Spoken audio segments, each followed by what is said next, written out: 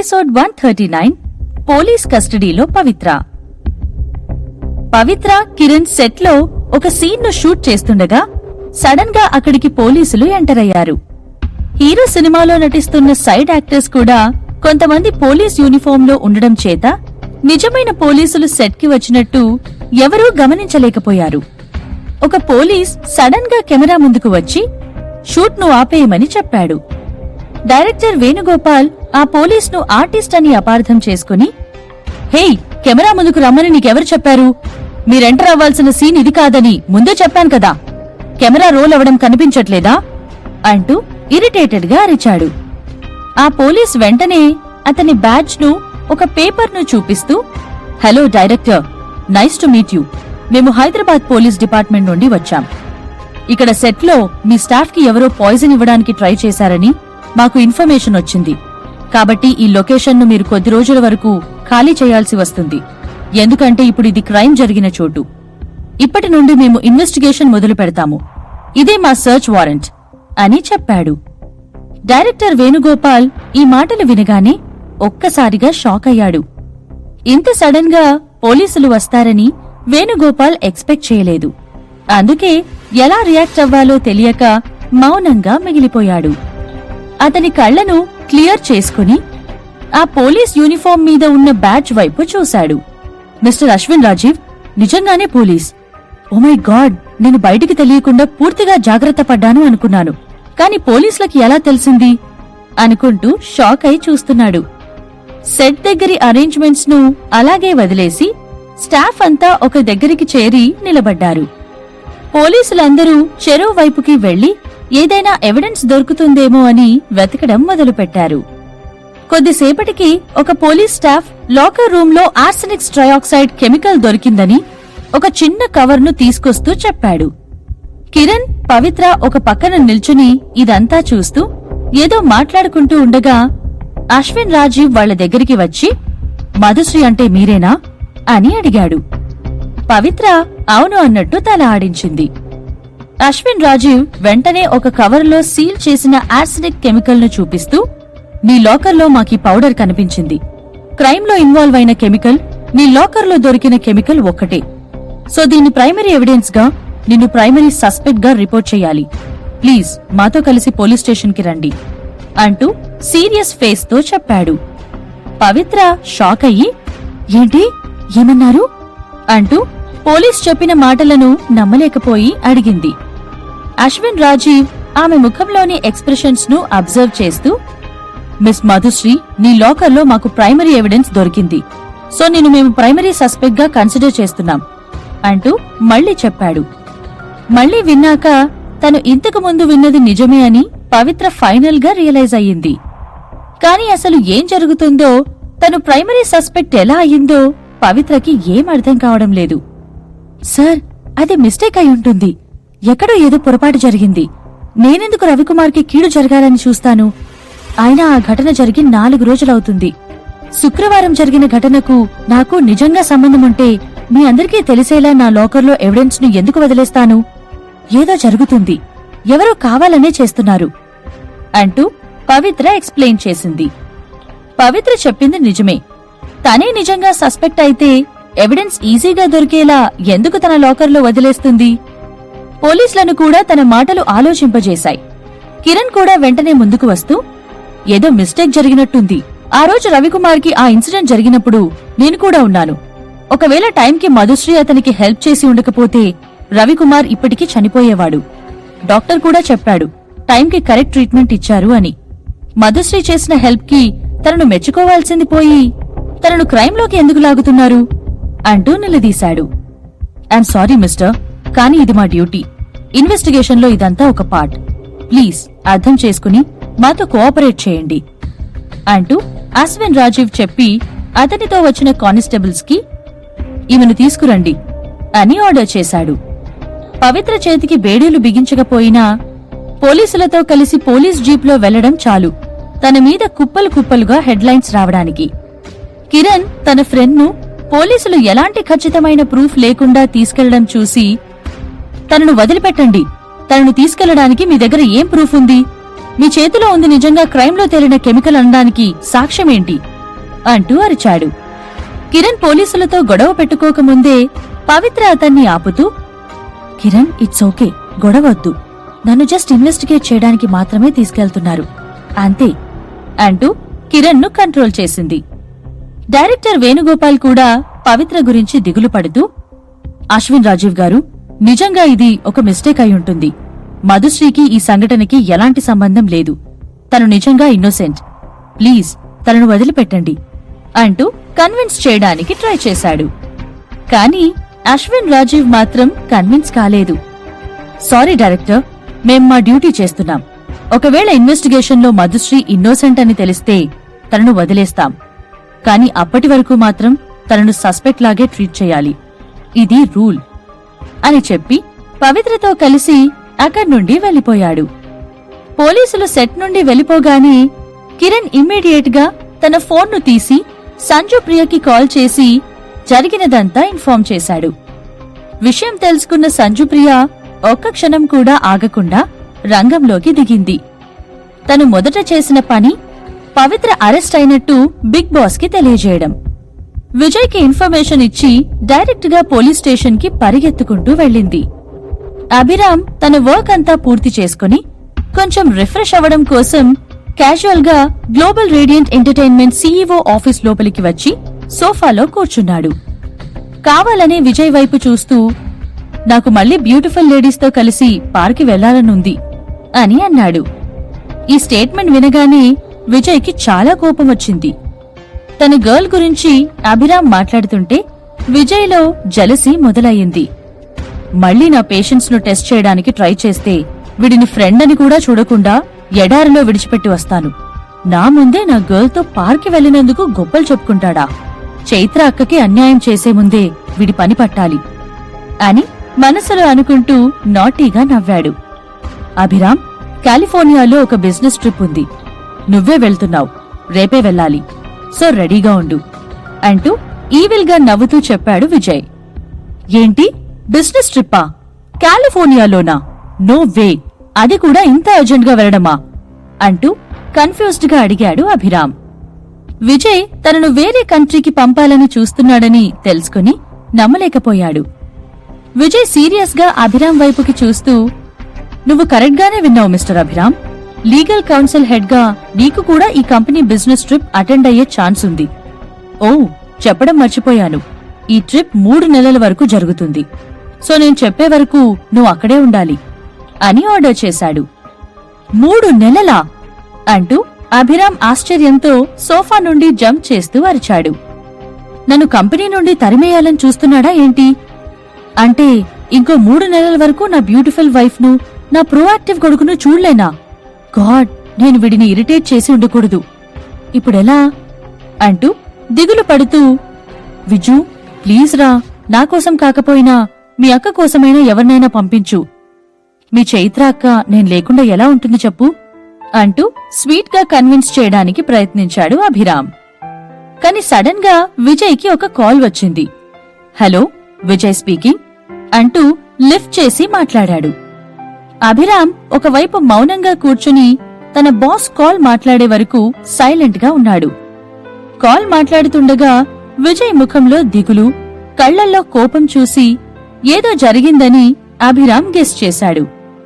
Vijay call మాట్లాడిన వెంటనే, Madhushree Panjagutta police స్టేషన్లో ఉందట, తొందరగా వెళ్లి తనను కాపాడు, తనకు ఏం కాకూడదు అని గట్టిగా అరుస్తూ ఆర్డర్ వేశాడు. ఏంటి, పోలీస్ స్టేషనా అంటూ నోరు వెళ్లబెట్టి ఆశ్చర్యంగా చూశాడు అభిరామ్.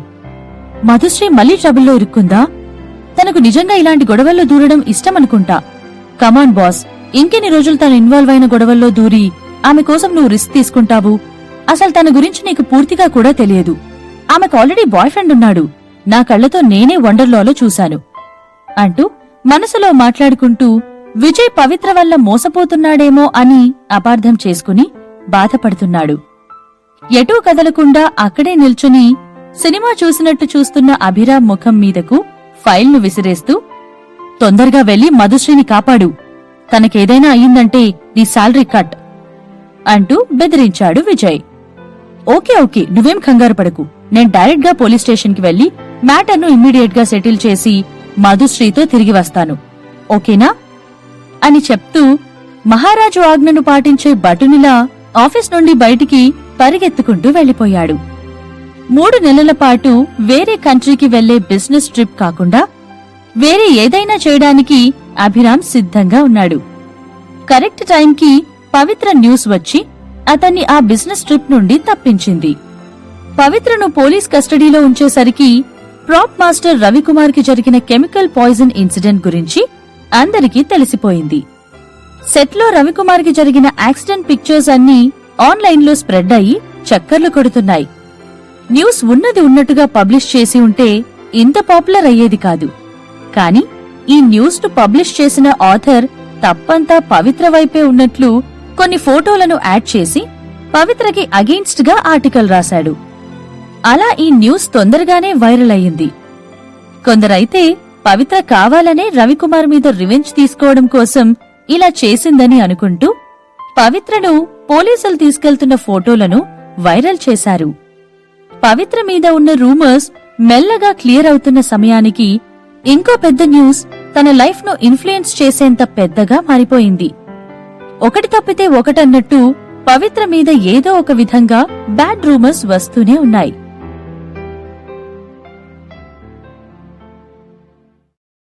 ఉప్పినంత ప్రేమ ఎపిసోడ్ 141 బ్యాడ్ న్యూస్. విజయ్ వెంటనే తన అసిస్టెంట్ సురేష్ కి రవికుమార్ మ్యాటర్ ను ఇన్వెస్టిగేట్ చేయమని ఆర్డర్ చేశాడు. విజయ్ కి ఉన్న పవర్ కి సురేష్ టాలెంట్ తోడైతే వీళ్ళిద్దరూ కనుక్కోలేని విషయమంటూ ఏమీ ఉండదు. విజయ్ ఒకటి కావాలని కోరుకుంటే చాలు, అది డెఫినెట్ గా జరగాల్సిందే. కొద్దిసేపటికే సురేష్ శుక్రవారం రోజు జరిగిన ఘటన గురించి తెలుసుకుని దానికి సంబంధించిన కొన్ని వీడియో క్లిప్స్ ను సంపాదించి విజయ్ దగ్గరకు వచ్చాడు. విజయ్ సురేష్ తెచ్చిన ఫుటేజ్ మొత్తం చెక్ చేశాడు. ఆ వీడియోలో ఆ రోజు జరిగిన సీన్ మొత్తం చాలా క్లియర్ గా కనిపిస్తుంది. సెట్లో ఏదో ప్రాపర్టీ సరిగా వర్క్ చేయడం లేదని ప్రాప్ మాస్టర్ రవికుమార్ చెక్ చేయడానికి వెళ్లాడు. ఎగ్జాక్ట్ గా అదే సమయానికి అతని మీద సిమెంట్ పడిపోయింది. అందులో సిమెంట్ కాకుండా ఇంకా ఏదో కలిసిందని, రవికుమార్ పరిస్థితి విషమంగా మారిందని అందరూ అర్థం చేసుకున్నాక మొదట అతన్ని కాపాడడానికి రియాక్ట్ అయింది పవిత్ర మాత్రమే. తను వెంటనే పరిగెత్తుకుంటూ వెళ్లి రవికుమార్ ముఖం మీద నీళ్లు కొడుతూ అతన్ని క్లీన్ చేసింది. అంతేకాదు, పవిత్ర అతనికి ఎమర్జెన్సీ ట్రీట్మెంట్ కూడా అందించింది. తను అలా ట్రీట్మెంట్ అందించకపోయుంటే అంబులెన్స్ వచ్చేలోపే రవికుమార్ చనిపోయేవాడు. పవిత్ర రవికుమార్ కి ఇంత సహాయం చేశాక కూడా అందరూ తన మీదే నిందలు వేయడం విజయ్ కి చాలా ఆశ్చర్యాన్ని కలిగించింది. ఎవరో ఒకరు వెనకుండి ఈ సిచ్యువేషన్ మొత్తాన్ని కంట్రోల్ చేస్తున్నారని విజయ్ కి అర్థమయ్యింది. మేబీ అసలు ఆ సిమెంట్ ను పవిత్ర కోసం తయారు చేసి పెట్టారని, కాని అది అనుకోకుండా రవికుమార్ మీద పడి ఉంటుందని విజయ్ ఈ వీడియో చూశాక కంక్లూడ్ చేశాడు. అంటే ఇది యాక్సిడెంటల్ గా జరిగింది కాదు, ఎవరో ప్లాన్ ప్రకారం, అది కూడా మధుశ్రీని హర్ట్ చేయడం కోసం చేశారు. కాని ఎవరు చేసుంటారు? మధుశ్రీని చంపాలని ఎవరనుకుంటారు? వాళ్ల ప్లాన్ ఫలించకపోయేసరికి బ్లేమ్ మొత్తం నా గర్ల్ మీద వేయాలని చూస్తున్నారు. నో వే, నేనున్నంతకాలం అది జరగనివ్వను అని మనసులో అనుకుంటూ ఇమ్మీడియట్ గా ఒక ప్లాన్ ఆలోచించి సురేష్ తో అతను చెప్పినట్టే చేయమని ఆర్డర్ చేశాడు విజయ్. విజయ్ చెప్పిన దానిలో మొదటిది, ఈ వీడియో క్లిప్ ను మధుశ్రీ మేనేజర్ సంజు ప్రియకి అందించి పిఆర్ డిపార్ట్మెంట్ సహాయంతో పవిత్ర మీద వస్తున్న రూమర్స్ ను క్లియర్ చేపించడం. రెండవది, హాస్పిటల్ కి వెళ్లి రవికుమార్ కండిషన్ ను చెక్ చేసుకుంటూ అతనికి స్పృహ వచ్చే వరకు వెయిట్ చేస్తూ అసలు నిజమేంటో తెలుసుకోవడం. ఇక మూడవది, అభిరామ్ ను పవిత్ర ఉన్న పోలీస్ స్టేషన్ కి లాయర్ గా వెళ్లి ముందు ఆమెను జైలు నుండి బయటికి విడిపించడం.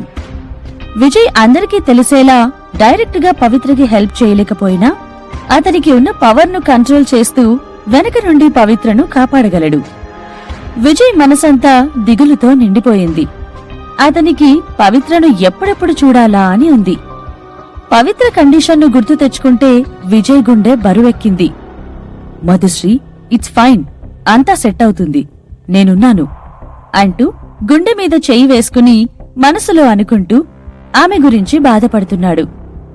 ఇంకోవైపు పవిత్ర జైల్లో గోడకు ఆనుకుని ఒక మూలన కూర్చుని ఉంది. తన మనసులో వేల ఆలోచనలు తిరుగుతున్నాయి. ఆమె దగ్గర నుండి ఫోన్ను కూడా లాక్కున్నారు. అసలు బయట ఏం జరుగుతుందో, తనను ఎప్పుడు వదిలిపెడతారో పవిత్రకి ఏం తెలీదు. తనున్న సిచ్యువేషన్ను అర్థం చేసుకునే అవకాశం కూడా ఆమెకు దక్కడం లేదు. నేను పోలీస్ కస్టడీలో ఉన్నట్టు తాతయ్యకి తెలిస్తే ఎలా? తాతయ్య చాలా కంగారు పడతాడు. ఖుషీకి తెలిస్తే తను ఏడుస్తుంది. విజయ్ ఏం చేస్తున్నాడు? అతనికి తెలిస్తే తను కూడా నా గురించి దిగులు పడుతూ ఉంటాడు. విజయ్కి ఆల్రెడీ తెలిసే ఉంటుంది. విజయ్ నా గురించి ఏమనుకుంటాడు? నాది తప్పు లేదని నమ్ముతాడా? రవికుమార్ ఎలా ఉన్నాడు? స్పృహలోకి వచ్చాడా? అనుకుంటూ తనను తానే ప్రశ్నించుకుంటూ ఉంది. ఇప్పుడు పవిత్రకి ఉన్న హోప్ మొత్తం రవికుమార్ మాత్రమే. అతనికి మాత్రమే సెట్ ప్రాపర్టీ గురించి తెలుసు.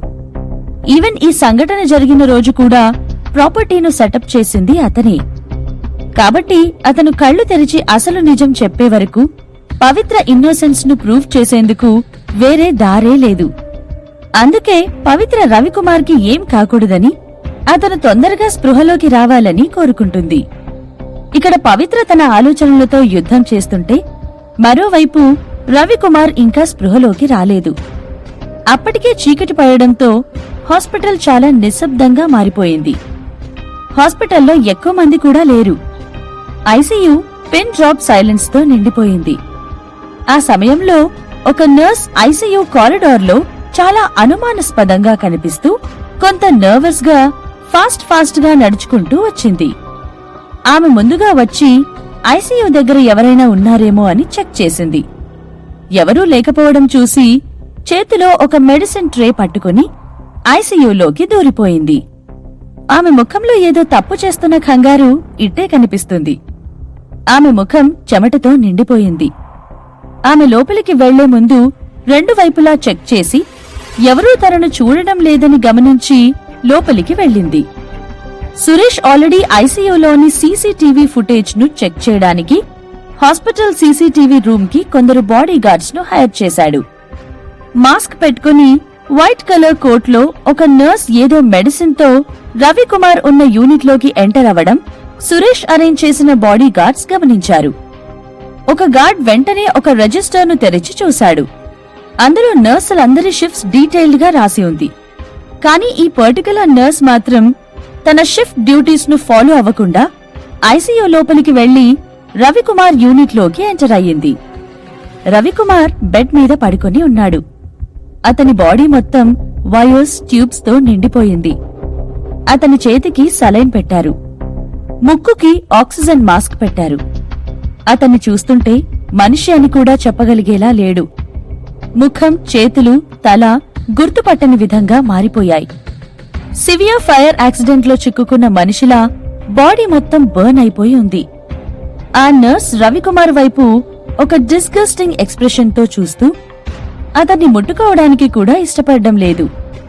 కాని తప్పదన్నట్టు ముఖం పెట్టి ట్రే నుండి ఒక సిరింజ్ ను తీసింది. ఆ మూన్ లైట్ లో నీడిల్ ఒక మనిషిని చంపగలిగే షార్ప్ బ్లేడ్ లాగా కనిపిస్తుంది. సిరింజ్ లో ప్యూర్ ఆర్సెనిక్ ట్రయాక్సైడ్ కెమికల్ ఉంది. కానీ దాన్ని రవికుమార్ కి ఎక్కిస్తున్న సలైన్ లో మిక్స్ చేసి ఆ కెమికల్ టాక్సిటీతో అతన్ని చంపాలన్నదే ఈ నర్స్ ఉద్దేశం. ఆ సిరింజ్ ను సలైన్ లో మిక్స్ చేస్తే రవికుమార్ ఇన్స్టెంట్ గా చచ్చిపోవడంలో ఆశ్చర్యం లేదు. ఎలాగో ఈ నర్స్ సేమ్ కెమికల్ పాయిజన్ ను యూజ్ చేస్తుంది కాబట్టి రవికుమార్ చనిపోయినా కూడా ఎవరికీ ఎలాంటి అనుమానం రాదు. అతను ఆ సెట్లో జరిగిన ప్రమాదం వల్లే చచ్చిపోయాడు అని అనుకుంటారు.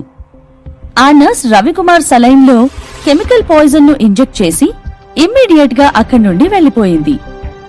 నెక్స్ట్ డే మార్నింగ్ అయ్యేసరికి హాస్పిటల్ నుండి అందరికీ బ్యాడ్ న్యూస్ తెలిసిపోయింది. రవికుమార్ ఫ్యామిలీ ఏడుస్తూ, అరుస్తూ విషయం తెలుసుకుని హాస్పిటల్ కి వచ్చారు. రవికుమార్ ఈ స్థితికి రావడానికి కారణమెవరో వాళ్లు తెలుసుకుంటూ ఉండగా రవికుమార్ చనిపోవడానికి కారణం పవిత్ర అని న్యూస్ రావడం చూసి తనే ఇదంతా చేసిందని రవికుమార్ కుటుంబ సభ్యులు నమ్మారు. అతని చావుతో కన్నీరు మున్నీరుగా విలపిస్తూ బ్లేమ్ మొత్తం పవిత్ర మీదే వేశారు. తిరిగిరాని లోకాలకు వెళ్లిపోయిన వారి మనిషి ఇంకెప్పుడూ కనిపించడన్న నిజాన్ని ఆ కుటుంబ సభ్యులు జీర్ణించుకోలేకపోతున్నారు. ఆ బాధలో ఆవేశంగా పవిత్ర మీద నిందలు వేయడం, పవిత్రను ద్వేషించడం వంటివి చేయడంలో ఆశ్చర్యమేమీ లేదు. రవికుమార్ చావుతో ఒక్కసారిగా ఎంటర్టైన్మెంట్ ఇండస్ట్రీలో అల్లకల్లోలం మొదలైంది. అతని ఫ్యామిలీ మెంబర్స్ హీరో సెట్ కి వెళ్లి పవిత్రను వాళ్ల ముందుకు తీసుకురావాలంటూ ఆవేశంలో నిజానిజాలు తెలుసుకోకుండా డిమాండ్ చేశారు. కాని పవిత్రను పోలీసులు అరెస్ట్ చేశారని వాళ్లు చెప్పాక పవిత్ర గురించి సర్చ్ చేసి తను మధులత ఎంటర్టైన్మెంట్ కి సంబంధించిన ఆర్టిస్ట్ అని తెలుసుకుని వాళ్ల అటెన్షన్ ను ఆ కంపెనీ మీద షిఫ్ట్ చేశారు. సమయం గడుస్తున్న కొద్దీ కేస్ మరింత కాంప్లికేటెడ్ గా మారింది. పవిత్ర మళ్లీ ఒక స్కాండల్లో చిక్కుకుని స్పాట్ లైట్ గా మారిపోయింది. నెటిజన్స్ అందరూ పవిత్ర ఇన్నోసెంట్ ఫేస్ ను చూసి ట్రిక్ అయ్యామని కామెంట్ చేస్తున్నారు. ఇప్పుడు ఆమె అసలు స్వరూపం బయటపడిందని, ఆమె ముఖంలోనే మర్డరర్ అన్న పేరు క్లియర్ గా కనిపిస్తుందని కామెంట్స్ చేస్తున్నారు. ఇక ఈ స్కాండల్ వల్ల హీరో సినిమా క్రూ మెంబర్స్ మళ్లీ షూటింగ్ ను కొద్ది రోజుల వరకు ఆపేయాల్సి వచ్చింది. ఇక సినిమా తీయడానికి కేవలం కిరణ్ మాత్రమే మిగిలిపోయి ఉన్నాడు. కేవలం కిరణ్ తో షూటింగ్ చేయడం కష్టం. అట్లీస్ట్ ఇంకో కో యాక్టర్ అవసరం. మళ్లీ షూటింగ్ కి బ్రేక్ పడుతుందేమో అని భయపడి మధుశ్రీని ఎప్పుడు రిలీజ్ చేస్తున్నారో పోలీసులు ఏమైనా ఇన్ఫర్మేషన్ ఇచ్చారా అంటూ అడిగాడు డైరెక్టర్ వేణుగోపాల్. కేసు సాల్వ్ అయ్యే వరకు మధుశ్రీ పోలీస్ కస్టడీలోనే ఉంటుందట. కేసు అయ్యాక అసలు క్రిమినల్ ఎవరో తెలిసాకే మధుశ్రీని వదిలేస్తారని చెప్పారు అని బదులు ఇచ్చాడు స్టేజ్ మేనేజర్ గణేష్. పవిత్ర రిలీజ్ అవ్వాలంటే చాలా రోజులు పట్టొచ్చు. ఈవెన్ కొన్ని నెలలు పట్టినా అందులో ఆశ్చర్యం లేదు. అంటే వేణుగోపాల్ ఇంకొన్ని వారాల వరకు షూట్ ను క్యాన్సిల్ చెయ్యాలి. పవిత్ర లేకుండా షూటింగ్ ను ఎలా కంటిన్యూ చెయ్యాలో చిన్న ఐడియా కూడా వేణుగోపాల్ కి తట్టడం లేదు.